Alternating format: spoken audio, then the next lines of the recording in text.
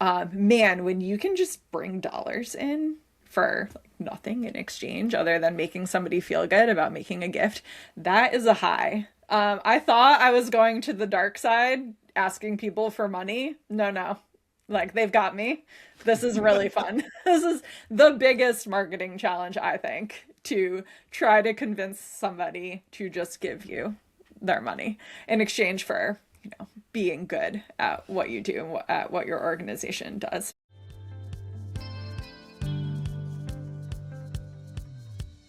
So Mallory, how many asks for money have you deleted or thrown away this week? Oh my gosh. All right. I'm going to answer you honestly. I do check my mailbox every day.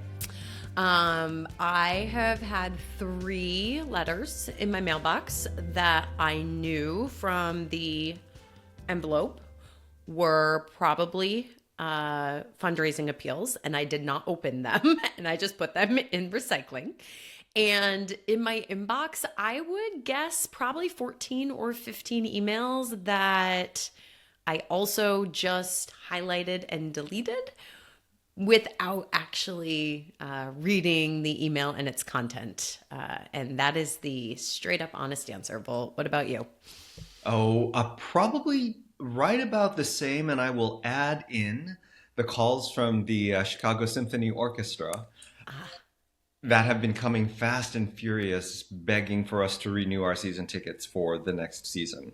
Yeah. So it's a problem, right? When you think Yeah. about how inundated we are with communications and with asks from organizations who want support.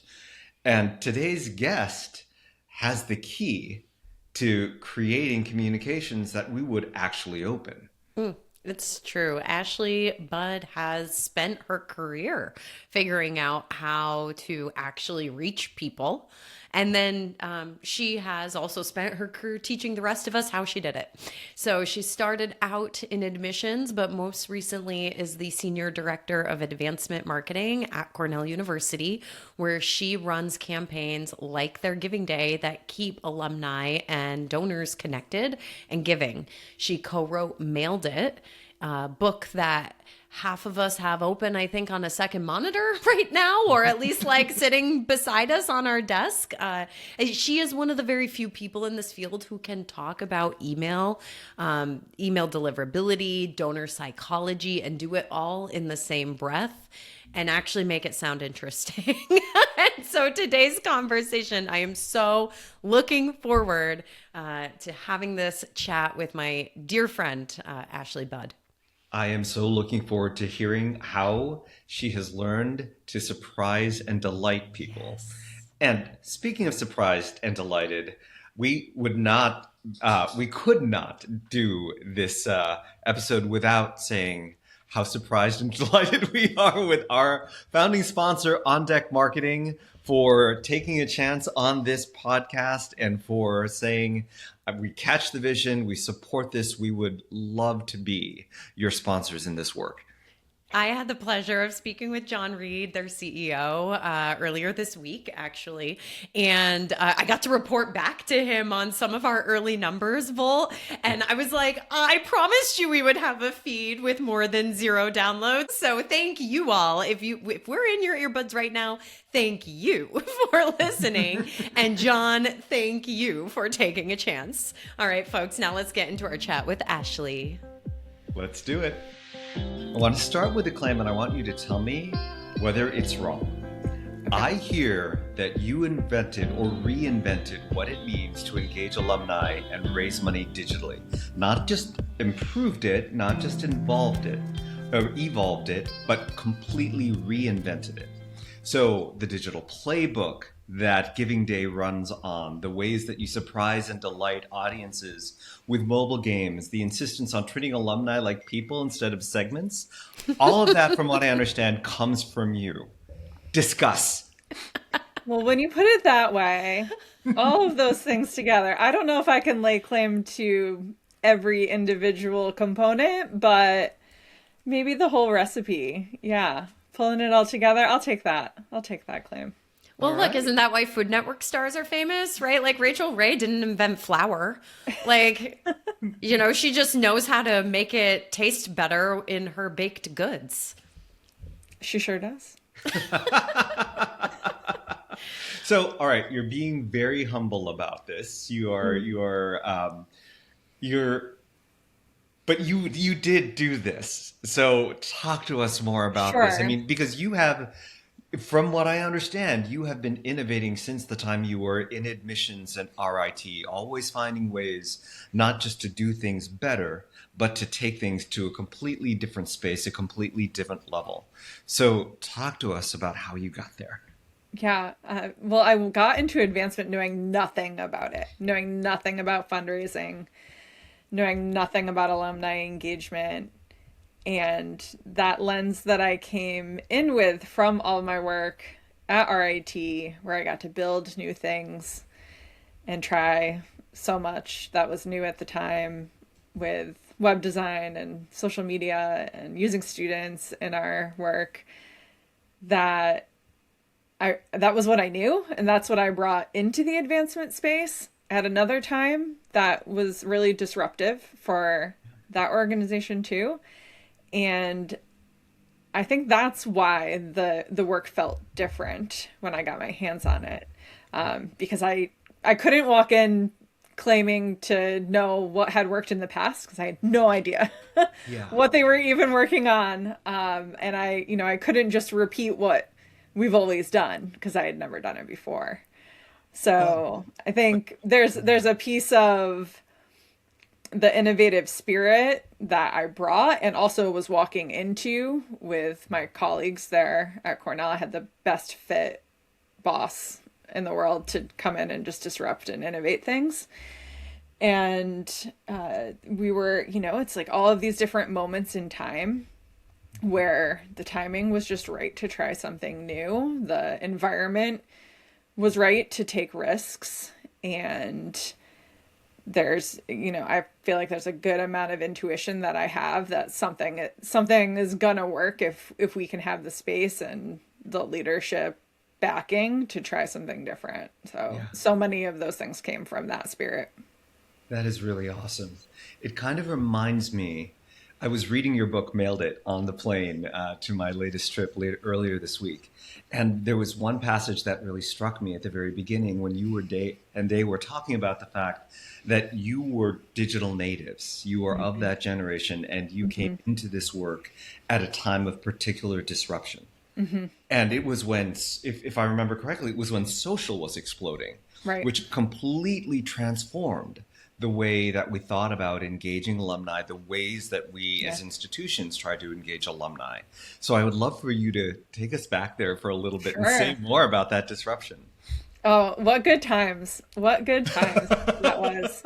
Love to go down that memory lane. And, the social media disruption happened right when I was in college. RIT was one of the first, so I went there for undergrad.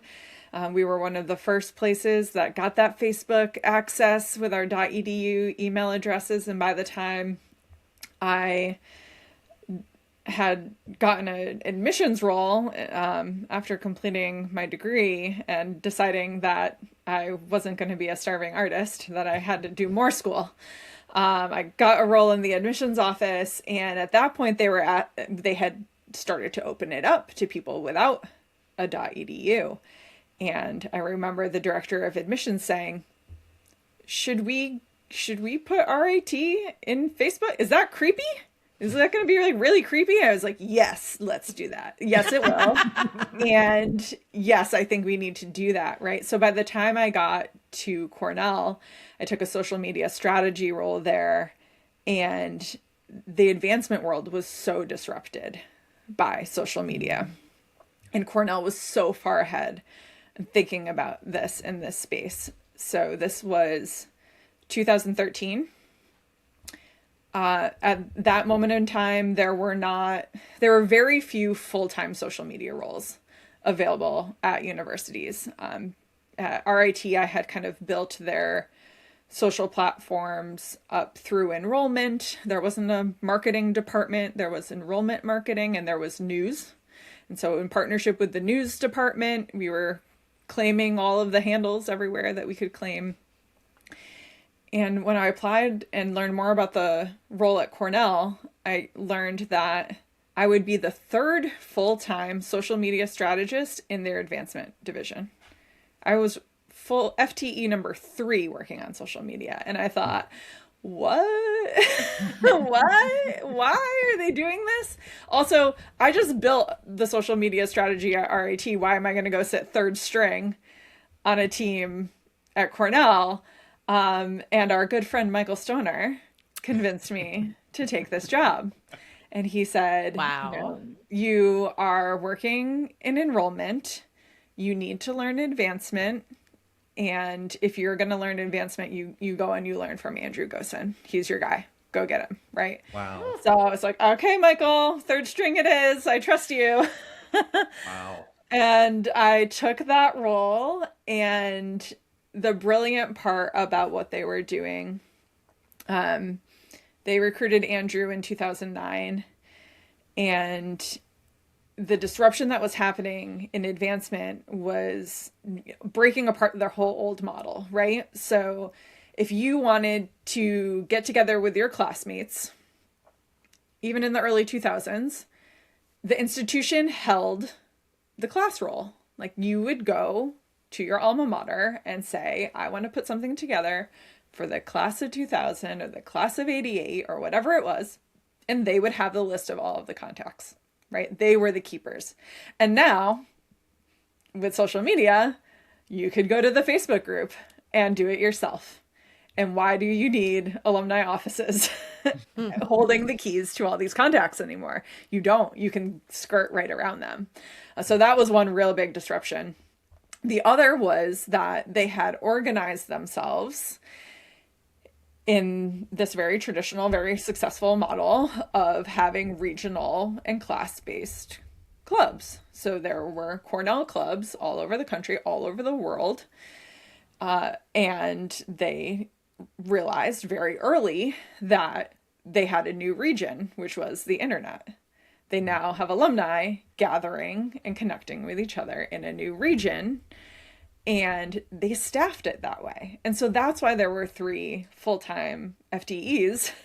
We were alumni engagement officers dedicated to the internet, which was really wild, but it made so much sense once that it was explained to me that way.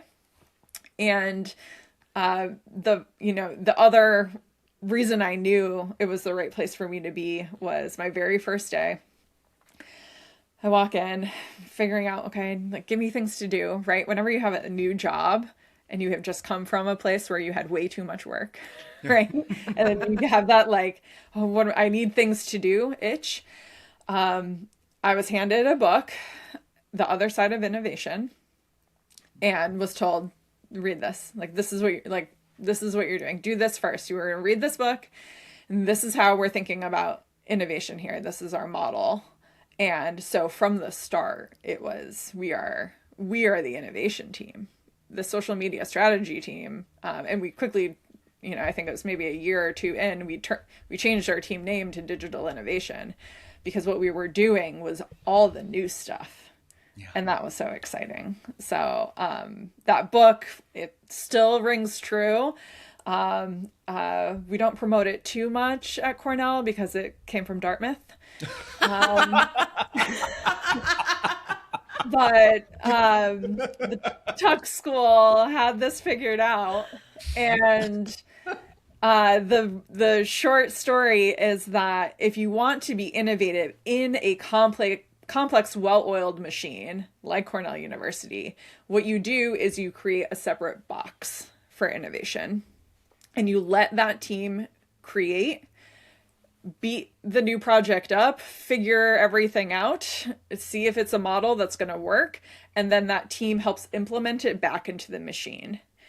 And so you're not pulling people out of their day jobs to try to innovate. You actually have a separate innovation team that's doing all of that work, keeping the well-oiled machine running and running its course. And then once we figured out that things like crowdfunding and giving days were gonna work, we then helped implement that back into the annual giving program that existed. And boy, that if you have the resources to just, pop up an entirely different team to work on this fun, innovative stuff, go do it. But it's like, this is where we live in the land of privilege at Cornell, with the opportunity to do something like that.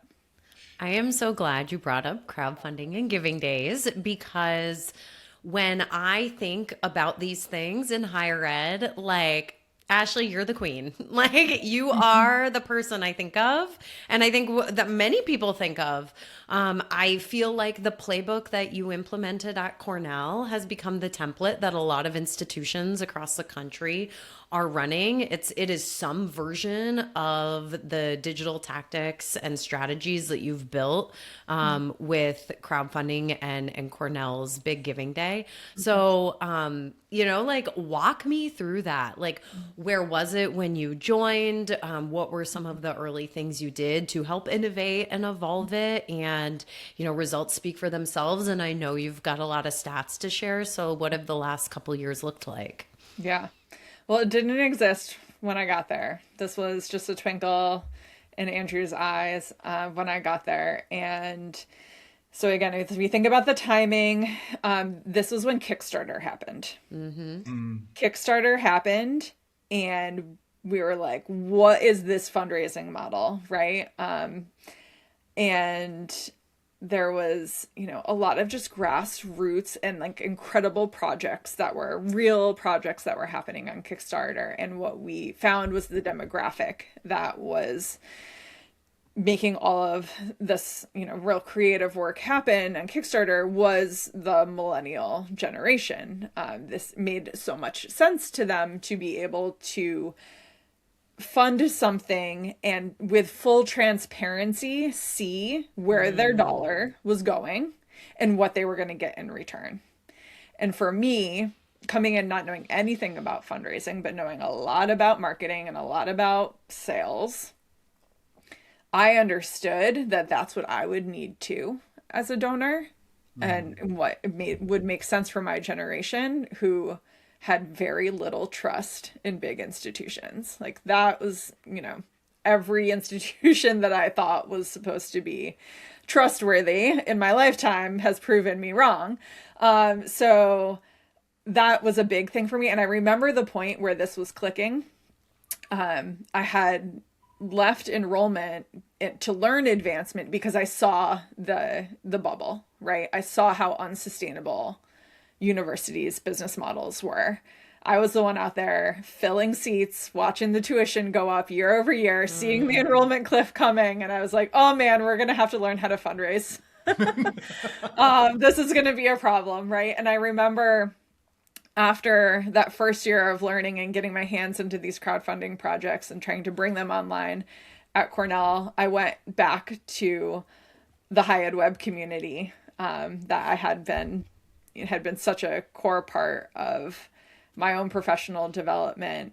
And I spoke there about crowdfunding, and I showed them, like, our business model's effed, guys. We gotta, and like, look at this crowdfunding thing is gonna work. And I won a Red Stapler that year because it was so new, right? And so I got really excited about, again, something new. Man, when you can just bring dollars in for like nothing in exchange other than making somebody feel good about making a gift, that is a high. I thought I was going to the dark side, asking people for money. No. Like, they've got me. This is really fun. This is the biggest marketing challenge, I think, to try to convince somebody to just give you their money in exchange for, being good at what you do and at what your organization does. So yeah, that's where the crowdfunding, piece, we were inspired by Kickstarter. We worked with startups that were trying to move into the higher ed space, building a platform right along with them. And then our work, I mentioned we were this digital innovation team, and we were tasked with coming up with a digital strategy for the whole advancement division. And so we were doing lots of work across all different aspects of advancement when Columbia did the first really big giving day, and we thought, oh, this looks like crowdfunding. Not exactly the same, but this looks like the same mechanics. And wow, they had a really successful day. And from there, I had to have the bigger day. Of course, the competitive spirit kicks in. I love winning. Yes. I love breaking records. I love having the biggest day. And so I think we weren't the first to do that, but we were the ones to optimize it, right? And so Mallory, you say like there was a playbook. I, always felt like I was in a position of having so many resources, having the space to test and try things, that I really felt like I had to share that back with everyone. And so I spent a lot of times writing playbooks and sharing them. I remember we did Giving Day, March 12, 2020. Woo! Which was became known as Black Thursday because it was the biggest stock market crash since since the big one, right? And we raised $7 million online that day. Wow. And I was like, guys, we did that was a big deal. And so many people during that time were like, don't fundraise, shut it down, shut it all down. And we said, no, we're going to need this money, right? We can't shut it down. We need it more than ever, right? And so I remember doing that one, and it couldn't have been the next day because we would have been Giving Day hungover. But within 48 hours, I had a webinar up with all the key players. How did we do it? How did we persevere? How did we convince leadership to keep this on? And it's those kinds of things where I do feel like I get to move the whole industry along. Yeah. Well, okay. So you were there. You basically started and optimized the entire crowdfunding effort and infused that into advancement. And that was a really new technique, something that no one had ever seen before or done before in advancement. Flash forward, everyone is now doing Giving Day, right? Everyone is now following some version of the playbook that you wrote and optimized. So tell us a little bit about the difference between people who are doing it incredibly well, in your view, and the people who are just following the steps and going through the motions. Yeah. There's a plateau that's been hit. I will say that. And you see it in the data. The first year a college or university launches this kind of fundraiser, everything goes up. Engagement's up, new donor acquisition is up, retention's up, all the numbers light up. Huge jumps in acquisition, really. And then they might see that for a few years. Cornell, I think we just did our 12th. We did our 12th Giving Day this year in 2026. And for our peers who have been right alongside us doing, over a decade or more of these Giving Days, many of them have seen it plateau or they've seen a drop, right? And you hear about alumni participation and donor participation dropping. The way Cornell has been able to buck that national trend and to continue to grow this Giving Day over year is continuing to evolve it. And so it's not the same playbook we ran in 2015. Okay. It's not. It is something entirely different that includes video games. It includes personality quizzes. It includes so many things you would never think are part of a Giving Day. And that's because in order to continue to reach new audiences, right? It's not millennials anymore. It's still millennials, but it's now a new generation that we need to pull into the fold. And to not make it stale, after a while. You can make something a tradition, right? In your first 3 years, you kind of hit that tradition status, and then, people feel good about it for a couple more years. But after that, it's we're still doing this, right? After 12 years, we're still doing this, guy? What is new? So you really have to continue to think about what's going to make it new and what's going to make it fun. I think the reason why Giving Days the really successful ones work is because they're fun. The language is exciting, right? You're part of something, and it feels so different than any of the other solicitations that are sent throughout the year that are still so traditional, that these stand out, until they don't, right? Until it's like, oh, they're doing it again. Okay, yeah, we know that thing. So it's really about keeping it fresh, keeping it fun, staying on trend, with your audience, and understanding what's gonna turn their head and say like, oh, look what they're doing. That's fun. Okay, I got to be part of that. It is really easy to just discount certain communication channels, because maybe they haven't historically worked well for a solicitation or an engagement. So I'm just thinking about my mailbox outside. Like, I've gotten a few solicitations from my alma mater over the last few months, and it really wasn't until a couple of the advancement team members came down to Saratoga a couple weeks ago, and we sat down and we chatted, and through that conversation I started to get really excited again about my alma mater and certain things they're doing.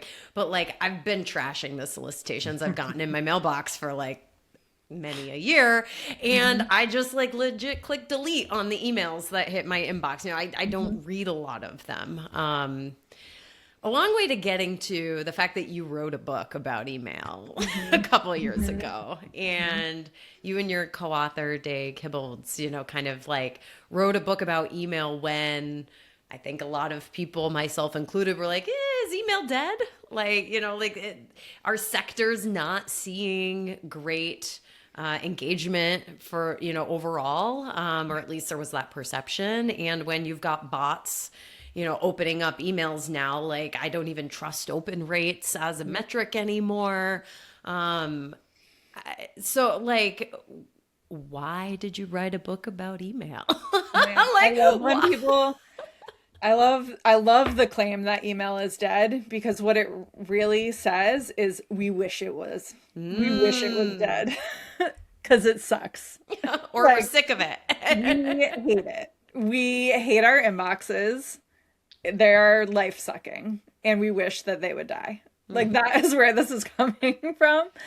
And that is so true. Like, I don't enjoy getting into my inbox in 2026. It is not a joyful place. It is a chore. And what inspired us to finally, we had been, Day and I had been talking about email in really complementary ways for years, because it was working for us. And we were finding that we could build relationships over email. We were finding that it was the number one converting channel that we had. We had reinvested a lot we moved resources from social media to email and found the results were coming in. But man, the drag on on just our own personal, like, having to do the work on the other side and cleaning out that inbox every day was a real drag, right? So we came to it from this place of, can we make it better? And having read so many other really inspirational books about copywriting, web design, user experience, that made me think I can make this space better with my knowledge. That's where Mailed It came from. The first title for Mailed It was Better Email, because that's what we were trying to do. The publisher came up with a much better name. But we just wanted to make it a better place. Like, we wanted the inbox to be a better place for all of us to exist, and knowing that we had to, because we knew a couple things to be true. We knew that email is not going anywhere. It's not going to die. We can't kill it. If we could, we probably would have, like, here's the book on how to kill email, and we have a new product for you. But it's not going anywhere. In fact, it's now the communication utility of this generation. We're not using the post mail for the government or for your doctor, like any of those important utility kind of things. It is email now. So we have to use it. And if we have to use it, then how on earth can we make it better? So we knew people are still going to check it because of that reason, and that you can enjoy email. There were a few brands and like newsletters that I was reading that I did actually enjoy, and they came into my inbox. I was like, oh, this is going to be good. And so it was with that hope that we started thinking about, okay, we should write this book. And the real urgency came with ChatGPT, because ChatGPT came on the market when we already had the idea to write the book. And it started, a lot of people were using it to write emails. And what happened was a lot of them were using it to write shit emails. and we just saw that it's going to get worse. It's already bad and it's going to get worse. And the models weren't trained on what we knew. And so that's when that was like, that's it. We clearly know something that hasn't been published. The email books that were out there were a lot of like lead gen, the like cold call version of a cold email outreach. Like those were the email books that were out there.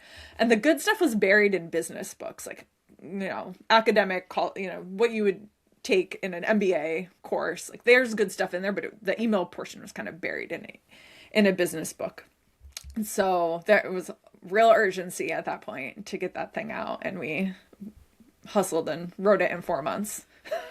So I have a follow-on question here, because you have now, in the course of this conversation, right, maybe convinced a listener that email is still a great communication channel for reaching your audience, but you've also explained to us how, your roles in admissions and advancement were both really grounded in relationship development. Yeah. So how do we not confuse reach with relationship anymore? Oh my gosh. This is a really big issue right now, but because of the volume, there's like, I don't think we've peaked. I can't even say that. But we're coming up on about 400 billion emails that are sent worldwide every day. Not every year, every day, right? The volume is crazy. And so you could think about that in terms of reach. You could think about the email list that you have, and so many colleges and universities that I work with, they've got big lists, and they're crap. That like the list, they've got big lists that they don't want to let go of. And these are they're not good email addresses. But they have email, right? But like they have email addresses, so we can't delete that. We can't remove that contact person. And this is such a pervasive issue right now. And it's coming to a tipping point because the email service providers are saying, no, you've knocked on that door for 10 years. Nobody has opened it. You don't get to play with email anymore. And they're starting to punish people for continuing to send to these bad email addresses. So just because you can reach, or you think you probably can't even, you think you can reach people over email, it doesn't mean that you're connecting with them.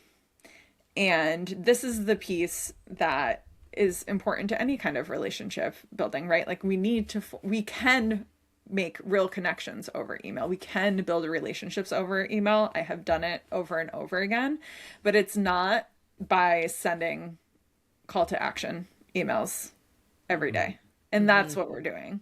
Whenever I do a communications audit, 85% of the communication that a college or university is sending is a call to action. That's what our outreach is, to ask you to do or to invite you to take an action, to do something, right? It's all of that. And we're not doing enough awareness raising for, whether it's on the early part of the funnel with prospective students, or keeping that awareness up of what the university is doing with our alumni and our donors. Yeah. We're not spending time just building that relationship with people. The like nurture part of this work, and it's something that major gift officers really understand. And I've learned that they have the secret sauce, right? And this was something I had learned in admissions. Like the person on the road knows what sells your program, right? They know what families are asking, and they know what lights people up with their responses because they've had thousands of those conversations. So when I moved into advancement, I knew the secret sauce was going to be with those major gift officers. They're the ones that do the individual conversations, right? And they build relationships over years. And what does that look like?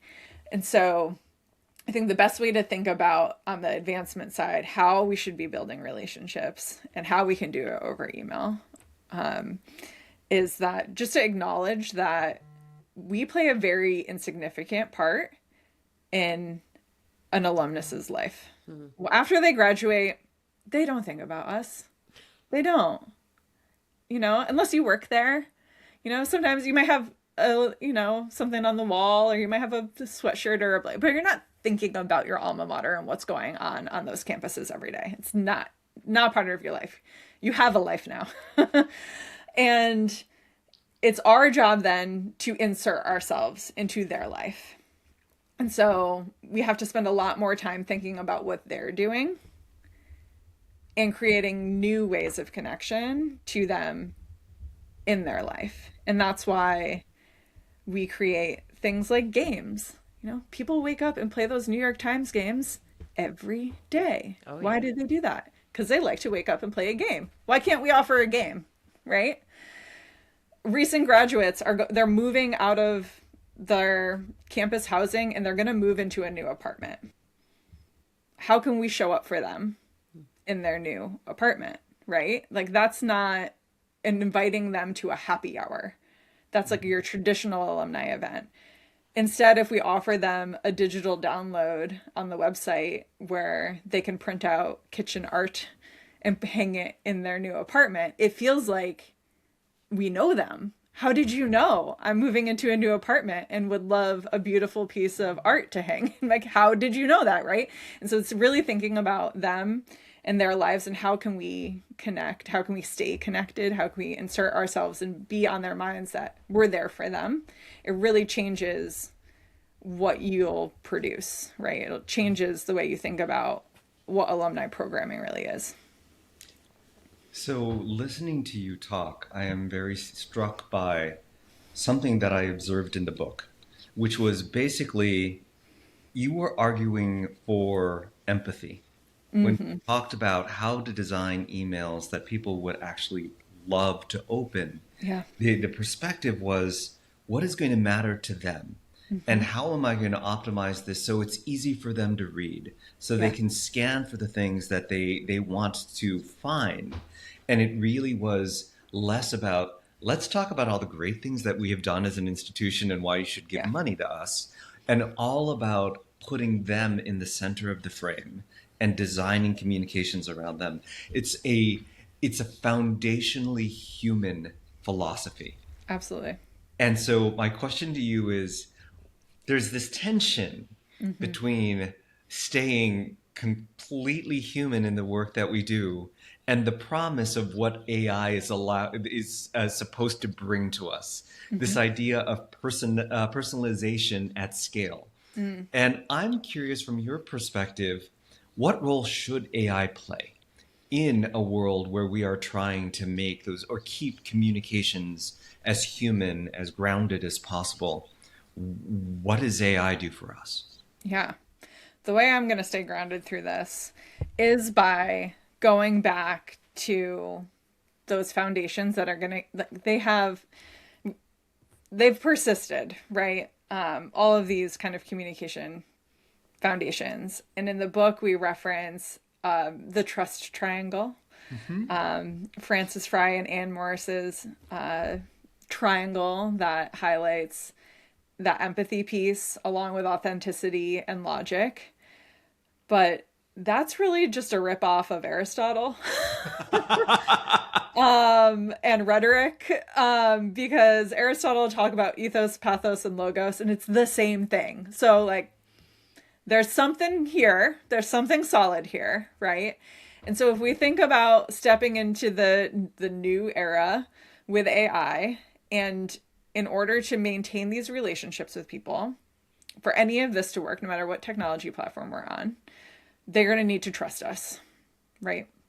So if we know we have a trust model that's very reliable, been around for centuries, how does AI play into that? So if we think about it from I think it's really important from an authenticity standpoint. Like that's the place we will probably lose people, is if we aren't keeping it real. Like I think that's the best way, the best gut check here. Like you can use AI, like I use it all the time.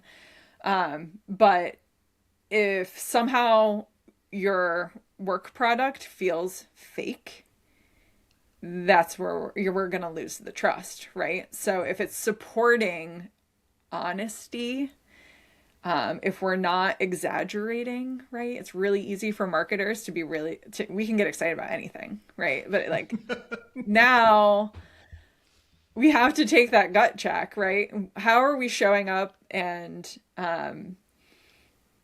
picturing that audience member in real life there, right? Continuing to humanize them. How are they going to read this?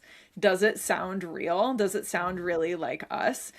Sometimes AI nails it. It's like, yeah, that sounds like us. Great. Then we won't lose their trust, right? If we waver at all on that authenticity piece because we've handed over our voice, or we've decided, oh yeah, what they said sounds good. Maybe it's not exactly true, but like that, let's try that. And then we're gonna lose them there. And I think that's probably the riskiest point of that triangle, because we can universities have a lot of work to do to remain empathetic. I don't know that AI will solve or hurt us in that end. Like that is a purely human gesture that we need to continue to bring to work. And the logic side of things, again, we really need to work on making things really easy and logical for people to follow. That's probably something that AI can support us in. Like, does this make sense? They're pretty brutal sometimes with their feedback. But I think we'll lose people on the authenticity pillar if we totally back out of the conversation, right? And we just hand it over to some entity that's not us and doesn't align with what we would normally say. Yeah. Well, Ashley, this was awesome. And you are such an icon, and we are so grateful that you took a little trip down memory lane with us on the podcast today. As we're wrapping this up, I'm curious, like, what do you see coming next if you had to make a prediction? It's very fun to be on this podcast with both of you. I feel like I can think of my career in chapters, in that first chapter in enrollment and the second chapter in advancement, and I feel a new chapter emerging. I don't know how anyone can not feel like there's a new chapter emerging right now for all of us. Which is at such another disruptive kind of tipping point in the work that we do. And so, man, I think we've got a few rough years of disruption, which I thrive in that chaos. So I'm here for it. Rough or fun, right? Like it depends on your definition. Yes, both. It is yes. Rough in terms of like, oh, I didn't think that was going to get flipped on its head, and then it did, right? Yeah. I think we still are going to be uncovering those rocks as things emerge. The higher ed landscape is in for a few rough years ahead. But it's in those moments that like something new is going to get born, and sticking to what we know really works, and also getting really excited about, what you think's going to work. I mentioned just having those gut feelings that maybe we should try this next, and following it through, and hopefully, having some space to do that innovative work if we can. So I don't know exactly what it's going to be. I do know it will be very different. The whole landscape will be very different, and I'm ready for something new. Well, there's a part of me that's like, all right, Ashley, if you're ready for it, then I can get myself. If you believe in it, I'm going to get myself behind it. But there's another thing that has just been playing in the back of my mind as we've been talking, and it was something that you said at the very beginning. And it was, you talked to Michael, and Michael told you to take the job. And Mallory, I didn't tear up when we were talking with Michael the first time around, but when you said that, I started to tear up because I was like, you know, you just don't know the impact that you have on people. And we all love Michael. But every time we talk with someone new, I just realize how much of an impact he has had in giving people advice, steering them in the right direction, encouraging them. And it just brings me back to this appreciation for our community, because we show up for each other. And I think Michael had a lot to do with building that community. So there's something about my past and my future that are tied so closely together. And my very first conference that I went to, I watched Mallory speak, and I approached her afterwards and said, that was really cool. I think I can do that. How do I do that? Right? And then I learned that she was connected to one of my best friends growing up, that they went to college together. And we have just, I just know that the universe meant for us to be connected. And it's those things and then she connected me to Michael, right? And the things that we're doing now, and what we're sharing back out with the community, it's just so obvious that this was the way it was supposed to be. And I don't know, just there's some kind of strong gravitational pull in this higher ed universe that is spinning us into the next direction, wherever it's going to be. I think we were meant to drive some of this. Yeah.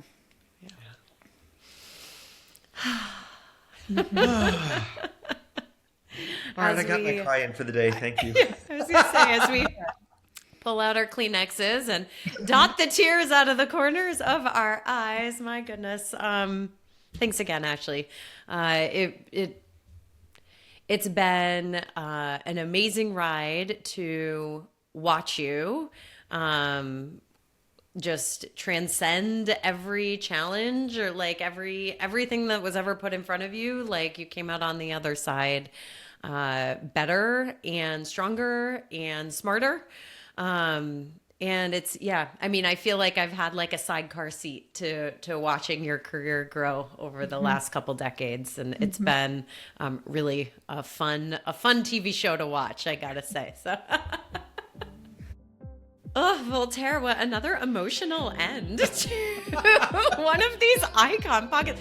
We're 50% tears at this point. Why is it that every conversation ends in tears, Mallory? I don't know.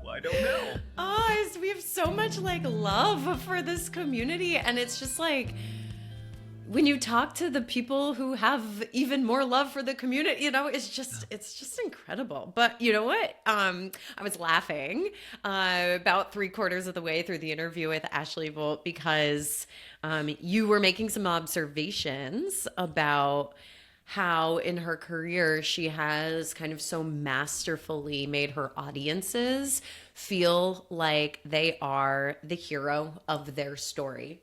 And all those little ways that she has done that, whether it's through a really well-crafted email or a video game or the kitchen art for the new grad. And as you were saying that, I was like, well, I learned this exact concept from you a decade ago.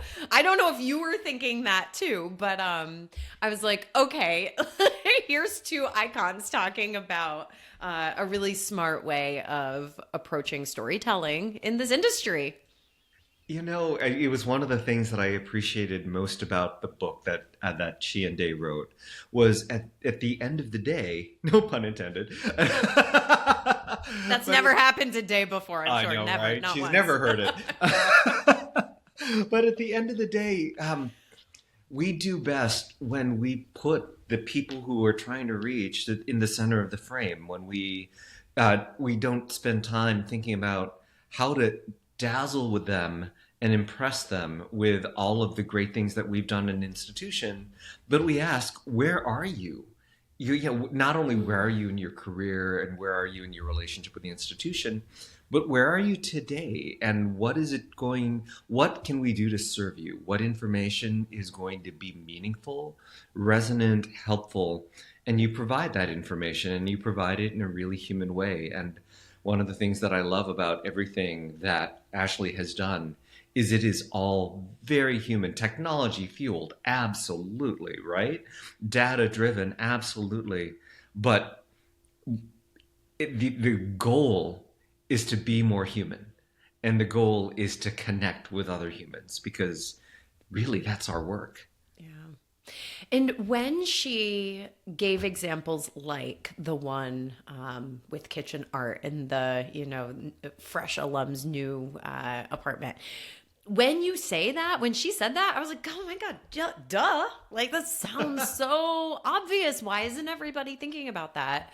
And I think that's sometimes like two thoughts there. One, that's how you know you have a great idea, because it seems so obvious, but like in reality, it's not. It takes an incredible understanding of what your target audience needs and wants. And I love how she framed, and I wrote it down, inserting Cornell into their life and finding ways to connect and plug in to their audiences day to day, finding their habits.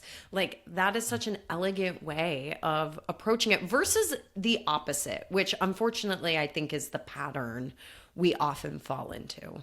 Yeah, I absolutely agree with you. And I think it's simply because it's so much easier to think about and talk about ourselves. Of course it is. Right? Of course it is. Yeah, absolutely. And it's one of the things that we learn about good storytelling, like you were saying, is that you need to realize as an institution that you're not the Luke Skywalker, right? You are not the hero of the story. You make some amazing things happen, but the heroes of the story are the people, the students who go to the school, students who graduate. They're the people whose stories matter most to tell. Yeah. What else stood out to you from that really great conversation we just had? Well, I really loved that point where she said, guys, our business model is effed. Yes.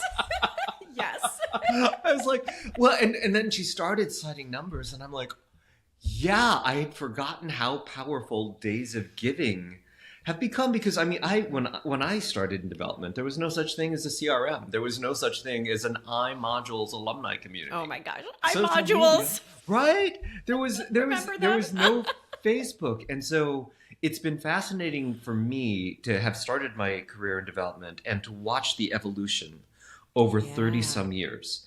And Ashley was at that inflection point where everything blew up. Because all of a sudden you didn't need alumni communities. You weren't chained, like she was saying, to the mailing lists that an office controlled. Suddenly communication happened differently. Community happened differently. And the way that we raise money, the way we engender loyalty, it had to all change. And I think that Ashley's career has been a case study in understanding how technology can make us more human, but also, in some ways, to coin a phrase of an email that I read every now and then, superhuman, because we have all this technology that helps us to analyze, to look at the numbers, and then to make really good decisions, but not to cede everything to that machine. Well, it is no surprise Cornell is a very well-resourced institution. I mean, we'd be lying if we said they weren't. But like listeners, Ashley told us off air that she has never had a CRM in the entire time that she has worked for Cornell University. So yes, on the podcast, she referenced that she feels privileged to have a well-resourced team, to have been number 3 FTE in social media strategy in a time when most institutions didn't even have a half FTE in a role like that. So like she too, has been working under some real technology constraints.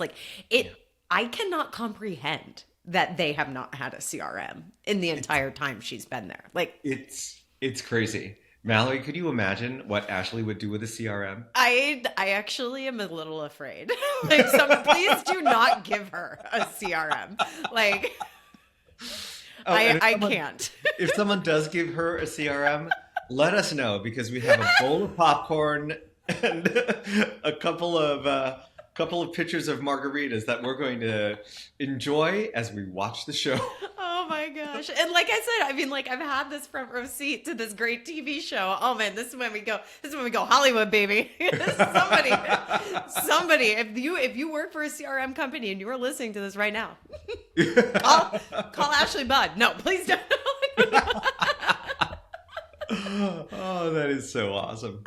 I'm jealous that she got to sit on an actual innovation team. Like, and titles, like titling that team as the innovation team, that matters. Because it could have just been these 3 people off doing their in a box thing and like, oh, you're going to go do cool stuff. But the fact that they had, she didn't say this on the podcast, but like they have budget authority, they had decision-making authority. It wasn't just one person off in isolation. There was an actual team that was built. So that's infrastructure and process. I mean, that is how you make innovation stick, not just be this episodic or performative or even invisible thing, which I often talk about are kind of the 3 big challenges within institutions to innovation. So, I mean, oh my gosh, like color me green. Well, I personally thought that innovation was fast, cheap, and easy.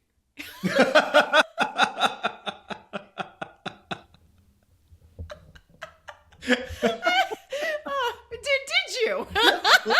like email, Mallory. Just like email. Yeah, anybody can do it. Claude can do it for you. Claude's really good at innovation. It's fine. Oh no. Oh. Wow. Well, as we are starting to completely devolve, folks, you know the drill. If this episode meant something to you, if listening to Ashley talk about the importance of email and giving days, and if you feel like someone would benefit from listening to this episode, share it, please. Subscribe, rate, leave a comment. That is how Higher Ed Icons continues to grow. And we so appreciate your time and space in your earbuds. But we would love that 5-star rating just as much. That would be absolutely wonderful. And we leave you with our parting thought, which is Be iconic. Higher Ed Icons celebrates the pioneers, thought leaders, and changemakers who have shaped and continue to shape higher education marketing. New episodes drop every other Tuesday. Subscribe and leave us a rating wherever you listen. Higher Ed Icons is made possible by our founding sponsor, On Deck Marketing, keeping colleges and universities visible where students learn, walk, and scroll. Learn more at ondeckmarketing.com. That's ondeckmktg.com to learn more.